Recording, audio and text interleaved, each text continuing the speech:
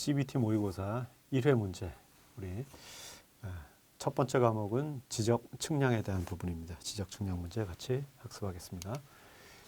예, 특별 소삼각점 원점의 좌표, 종횡선 수치는 어떻게 되느냐. 요거는 뭐 만, 3만이죠. 그렇죠? 특별 소삼각점의 경우는 구소삼각점이랑 또 다르게 특별 소삼각점의 경우는 만, 3만 이렇게 보셔야 되겠습니다. 구소삼각점이다라고 한다면 요거는 이제 0,0이 되는 것을 알 수가 있겠죠. 그래서 뭐 간단하게 1번 답을 찾으시면 되겠고요. 두 번째 문제, 다음 중 오차의 성격이 다른 것은? 자, 오차를 보시면 이 오차라고 하는 것이 크게 우리가 성질에 따라서 구분을 해보면 첫 번째는 착오라고 할 수가 있죠. 요거는 이제 실수를 의미하게 되겠습니다. 두 번째는 정오차죠. 우연오차가 먼저 나올 게 아니라 정오차. 그래서 이것은 이제 오차의 원인을 알기 때문에 어떤 방향으로 누적이 된다. 그다음에 이제 세 번째는 우연오차. 원인을 모르기 때문에 서로 상쇄되는 오차다. 방향이 정해져 있지 않다. 원인이 정해져 있지 않다. 그래서 이제 부정오차 이렇게 얘기합니다. 그러니까 오차를 성질에 의해서 구분하면 이렇게 되겠고요. 또 뭐 정오차 같은 경우들은 자연적인 원인에 의해서 나올 수가 있고요. 또 장비, 기계의 원인이 있을 수가 있고요. 또 사람에 의해서 원인이 있을 수 있는 여러 가지 이제 원인에 따라서 오차의 원인이 어떻게 되느냐에 따라 구분할 수도 있습니다. 그런데 여기서 보면 수준척 눈금의 오독으로 인해서 잘못 읽었다라고 하는 것은 어떤 개념이냐면 착오를 의미하게 되겠죠. 실수한 겁니다. 실수. 그다음에 기포가 둔감해서 생기는 오차. 기포가 둔감해서 생기는 오차는 이거는 이제 우연오차의 개념으로 봐야 되겠죠. 그러니까 기포가 둔감하다. 그러니까 기포에 물방울이 이렇게 있는데 물방울이 수평을 이루면 딱 수평을 맞춰줘야 되는데 수평이 되지 않는데도 불구하고 기포간 물방울이 이제 정위치로 돼 있다. 그러니까 어느 정도의 시간이 흐르면 기포간이 흘러가겠죠. 물방울이 흘러가게 되면 오차의 원인으로 작용을 하게 되는데 그게 어느 방향으로 튈지 모르는 거죠. 기포간이 둔감하게 되면. 민감하다라고 하면 민감한 경우는 수평이 맞지 않으면 맞지 않은 만큼을 그대로 바로바로 보여주기 때문에 오차를 알아낼 수가 있는데, 그다음에 세 번째는 각관 측에서 시준점의 목표를 잘못 시준했다. 뭔가 이제 잘못한 겁니다. 오독을 한 것도 잘못한 거고 시준점을 잘못 시준한 것도 잘못했고요. 야장의 기입을 착오로 인해서 잘못했다. 자, 그래서 1번, 3번, 4번은 1, 3, 4는 우리 착오에 의한 오차다라고 얘기할 수가 있겠고요. 2번만 기포의 둔감에 의한 이 오차를 우리는 우연오차로 이제 볼 수가 있게 되는 거죠. 답이 2번이 되겠습니다. 3번에 지적 삼각 보조점을 다각망 도선법에 의할 경우 폐색 오차를 구하는 식으로 맞는 것은? n이라고 하는 것은 폐색 변을 포함한 변의 수를 얘기할 때, 자, 이거 지적 삼각 보조점 다각망 도선법으로 할 때는 플러스 마이너스 10초 루트 n으로 하겠죠. 회색변을 포함한 변의 수를 n이라고 한다면 플러스 마이너스 10. 그래서 도선별 평균 방위각과 관측 방위각의 폐색 오차를 플러스 마이너스 10초 루트 n 이내로 해야 된다라고 하는 규정이 있죠. 자, 그 다음에 4번에 지적 도근점 측량의 백악법에서 종횡선 오차는 다음 중 어느 방법으로 배분해야 되느냐. 그래서 백악법에서의 오차는 트랜sit 법칙에 의해서 한다라고 얘기할 수가 있겠죠. 그러니까 이게 지금 트랜sit 법칙, 컴퍼스 법칙을 여러분이 이해를 하려면 컴퍼스 법칙이라고 하는 것은 측각 오차하고 거리에 대한 오차, 각의 오차와 거리에 대한 오차의 정밀도가 비교적 동일할 때, 얘네들은 동일할 때 컴퍼스 법칙에 의해 쓰고, 이거는 변의 길이에 비례해서 조정을 해주게 되는 거죠.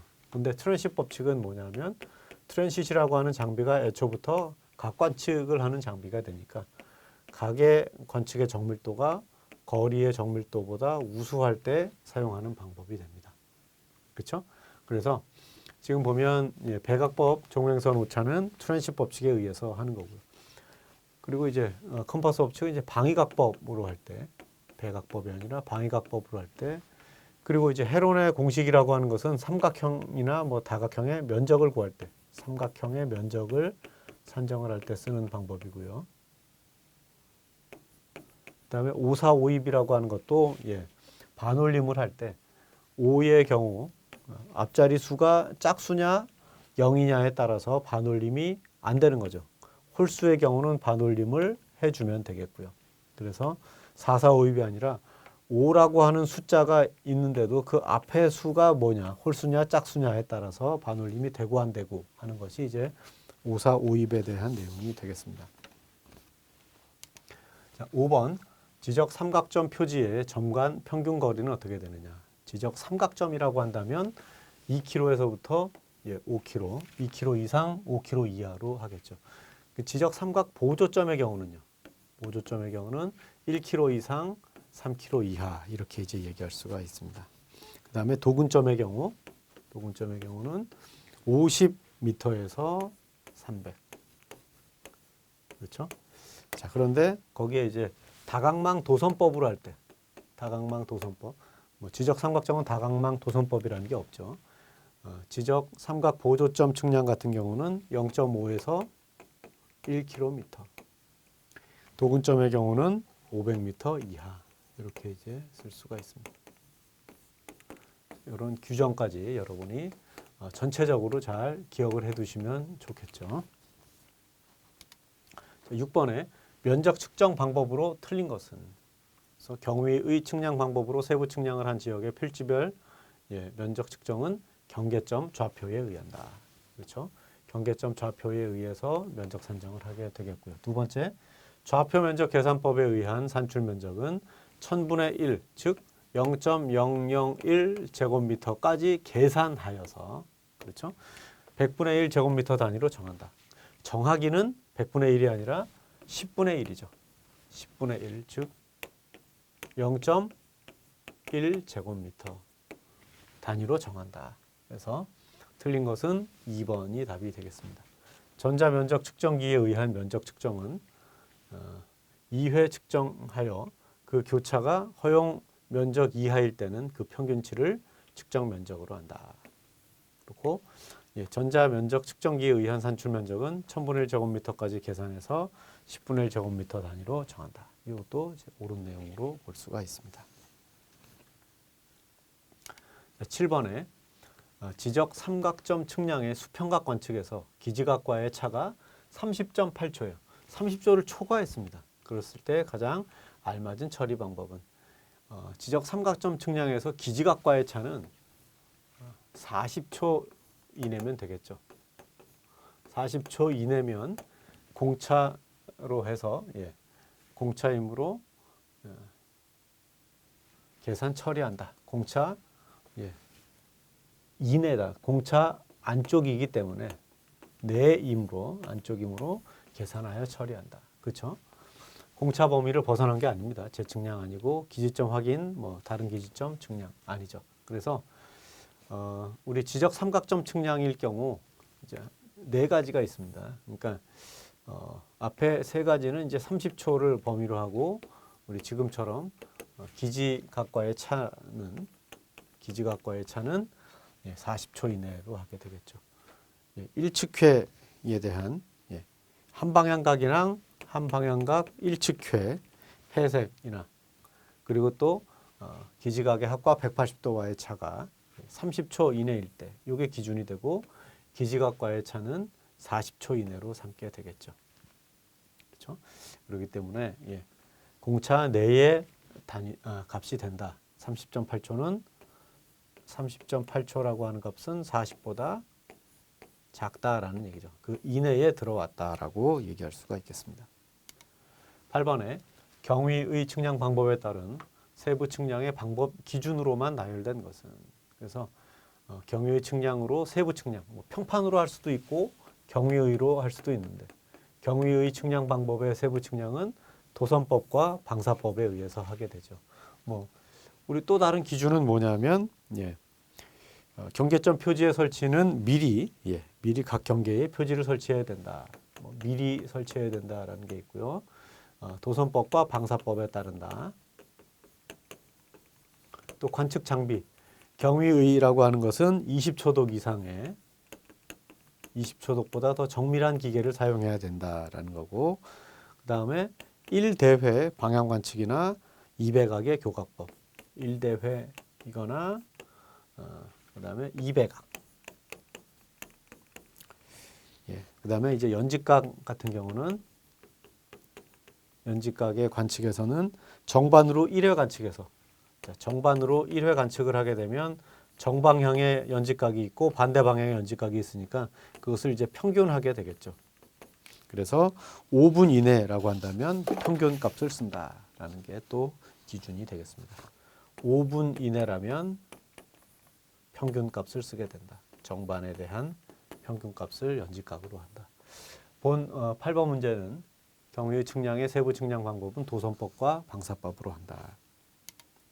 자, 9번에 필지를 분할하는 경우, 필지를 분할할 때 분할 후의 면적이 분할 전 면적의 80% 이상이 되는 필지의 면적을 측정할 때는 분할 전 면적의 20% 미만이 되는 필지의 면적을 먼저 측정하고, 또 분할 전 면적에서 그 측정된 면적을 빼는 방법으로 할 수 있다. 이런 방법으로 필지를 분할할 수 있는 기준 면적은 얼마 이상인가? 규정에 보면 5,000제곱미터라고 규정하고 있죠. 지적 측량 시행규칙 제20조에 보면 시행규칙 20조에 다음과 같은 내용이 정해져 있고요. 면적이 5,000제곱미터 이상인 필지를 분할할 때 5,000제곱미터 이상인 필지를 이상입니다.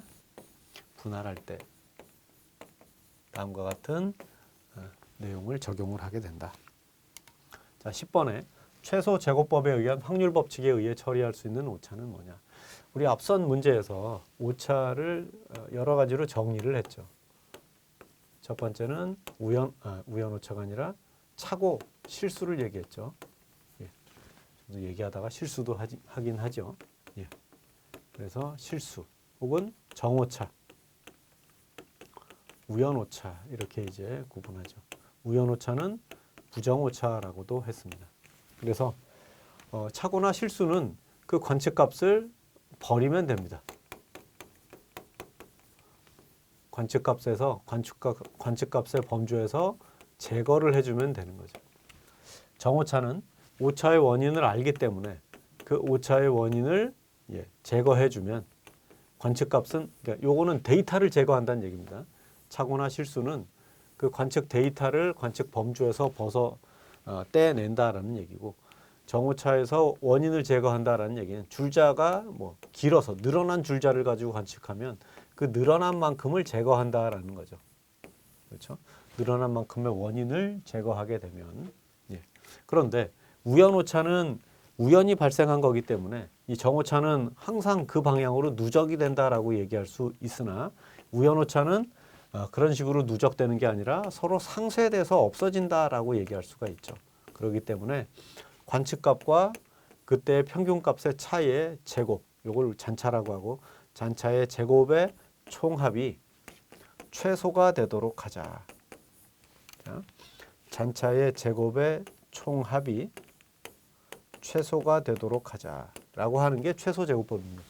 그래서 최소제곱법을 해서 확률 법칙에 따라서 뭘 얻는 거냐면 관측값에 대한 최하값을 얻게 되는 거죠. 관측의 최하값이 얼마냐라고 하는 것을 얻는 방법. 다 뭐라고요?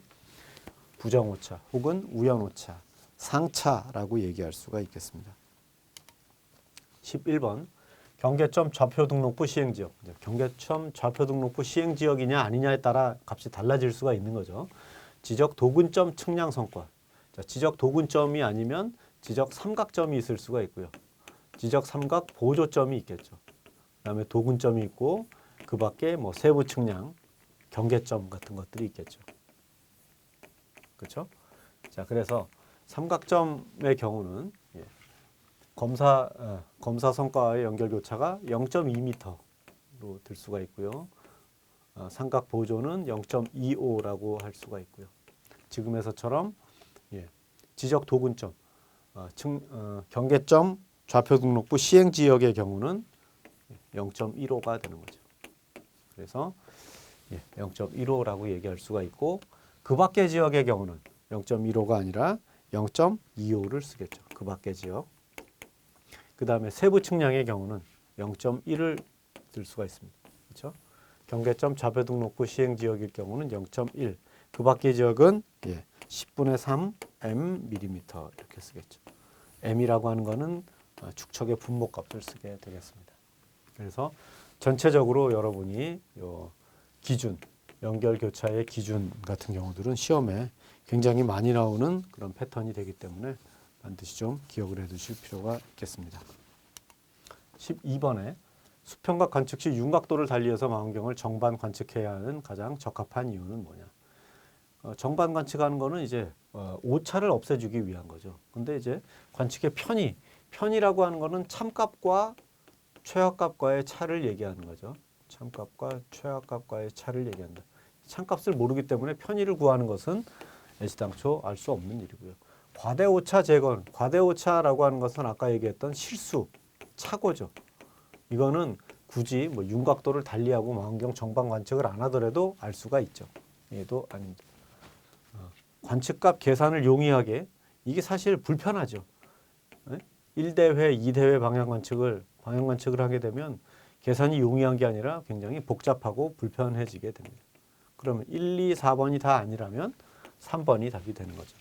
기계 눈금 오차를 제거해 주기 위해서다.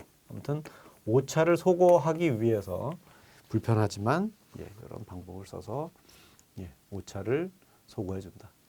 망원경 정반 관측하고 윤곽도를 달리해서 관측을 하게 된다.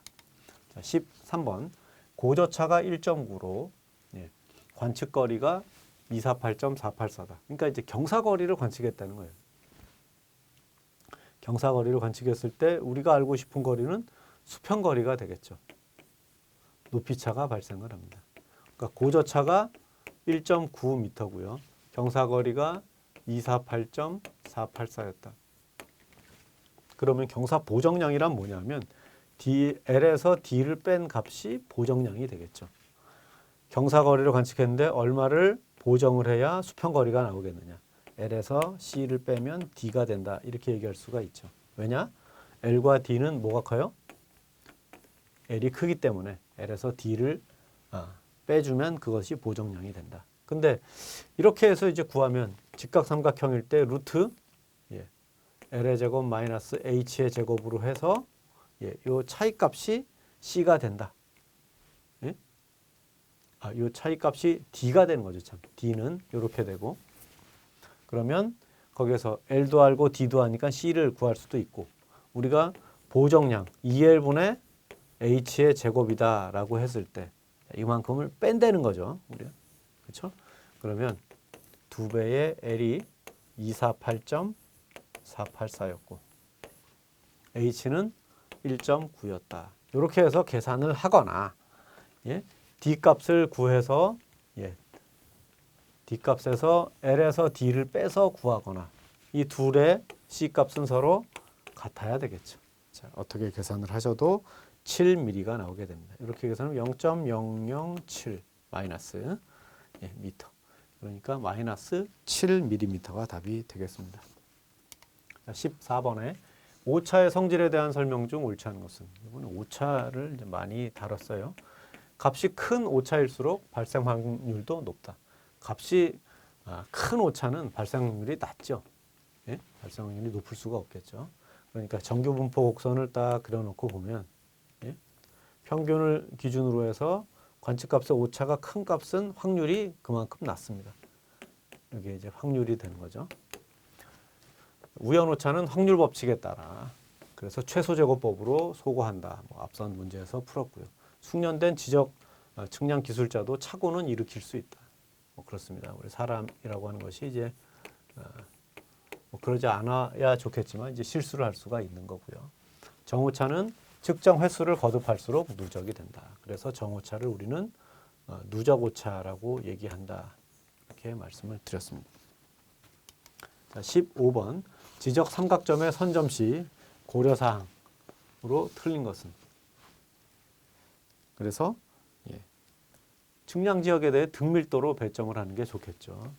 띄엄띄엄 뭐 서로 다른 밀도로 하면 안 되겠습니다. 두 번째, 후속 측량 편리하도록 땅이 무른 곳이 아니라 견고한 지역에다가 설치를 해야 그 기준점 혹은 뭐 선점한 그 점들이 차이를 보이지 않겠죠.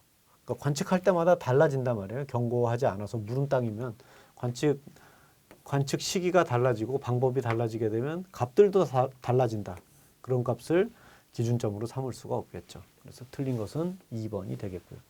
삼각점의 상호 시통이 양호한 위치. 맞죠? 삼각형 내각은 60도. 정삼각형을 기준으로 하는 것이 가장 정밀도가 높은 관측의 정확도를 높여주는 방법이 된다.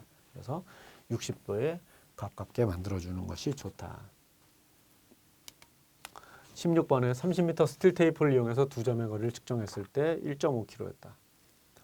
그래서 30m 줄자인데 이 줄자가 표준 줄자보다 짧았어요. 20mm 짧았습니다. 20mm라고 하는 것은 0.02m가 되겠죠. 그러니까 한 번 관측할 때 0.02m를 빼주면 제대로 된 값이 나오게 된다라는 거죠. 그런데 1.5km라고 하는 거는 1,500m지 않습니까? 그러니까 30m를 가지고 30m 줄자에 50회, 그렇죠? 50번 관측을 했다면 한 번에 0.0이라면 0.02의 50배는 마이너스 1m를 들 수가 있겠죠. 그래서 1500m에서 1m를 빼면 1499가 된다. 1501이 안 나온 걸 1501이 나왔다면 짧았으니까 1m를 더 해줘야 되는 거 아니야? 이렇게 생각하는데 그게 아닙니다. 짧은 줄자의 실제 값은 빼주시는 거고요. 늘어난 줄자의 실제 값은 더 해줘야 된다라고 하는 것. 제가 이제 수업 때도 여러 번 강조했던 기억이 납니다. 자, 17번. 사각망 조정 계산에서 각교약, 평교약, 점교약은 각각 어떻게 되느냐. 물론 점교약이라고 하는 것은 없죠. 사변형에서는 중간에 대한 각들을 관측하지 않죠. 그러니까 각교약 3개에다가 변교약 하나인 3번. 점교약에 해당하는 값은 있을 수가 없고요. 변교약은 하나만 존재하게 되는 거죠. 변교약이라고 하는 것은 어느 방향으로 관측을 해도 다시 일정한 값, 동일한 값의 거리를 얻어야 된다. 물론 사각망, 우리 삼각망을 우리가 삼각망이든 사각망을 구성을 하든 얘네는 사인 법칙에 의해서 계산을 해주게 되니까 사인 법칙에 의해서 거리를 얻게 되면 그 얻은 거리는 방법, 어떤 순서로 계산을 하더라도 동일한 값을 얻어야 된다. 이렇게 얘기할 수가 있겠죠. 18번. 지적 도근 측량 변장의 거리가 200인 측점에서 2cm 편의한 측각 오차는 어떻게 되느냐. 자, 이 값은 이렇게 하는 겁니다. 두 점간의 거리가 200m인데 여기가 똑바로 여기를 보지 않고 2cm, 즉 0.02m를 잘못 봤을 때는 그때 각도가 발생을 하겠죠. 이때 세타각이 얼마냐라는 겁니다. 이걸 L이라고 하고 얘를 델타 L이라고 하고 얘를 세타라고 한다면 물론 직각삼각형에서 탄젠트 세타는 L분의 델타 L이다. 이렇게 해서 200분의 0.02 그래서 세타는 아크 탄젠트 이렇게 계산하셔도 되고 0.0이니까 만분의 1인가요? 그래서 20.6초 이렇게 이제 나온다라고 계산하셔도 되고 길이에 대한 정밀도와 각에 대한 정밀도가 서로 같다. L분의 델타 L과 라디안분의 세타가 같다. 그러면 이때의 세타는 L분의 델타 L의 라디안을 곱한 값과 같다. 그래서 L은 200이요. 델타 L은 0.02요. 1라디안은 206265초다. 그래서 얘네들 만이 되니까 만분의 20만 6천. 그러면 20.6초 이렇게 이제 답을 얻을 수가 있겠죠. 어떻게 계산하셔도 답은 1번이 된다라는 것 알 수가 있겠죠. 19번. 중부 원점 지역에 설치된 지적 삼각점의 경인도 좌표에 해당하는 것은 예. 예. 다음 좌표들이 37도 뭐 위도는 우리가 북위 38도 뭐 아래에 다 있으니까 이제 문제가 없고 서부 원점의 경우 서부 원점은 서부 좌표계가 동경 124에서 126 사이, 즉 125도의 원점이 있고 중부 좌표계는 126에서 128 사이. 네? 그렇죠? 127.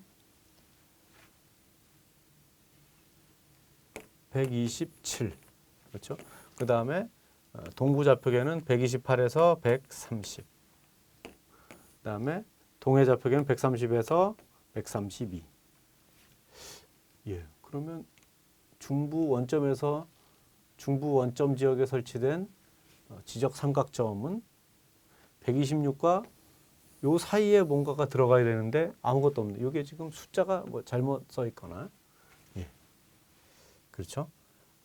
기본적으로 127도 동경 127도 북위 38도. 요게 이제 기준점이다라는 것 기억을 해 두시면 되겠네요. 자, 그 다음에 20번에 지적 삼각망 조정 시 국소 조정이라고도 하며 수평각 관측 부위의 출발차 또는 폐색차를 조정하는 것을 뭐라 그러느냐. 이거는 이제 측점 조건을 얘기하게 되겠죠. 그렇죠?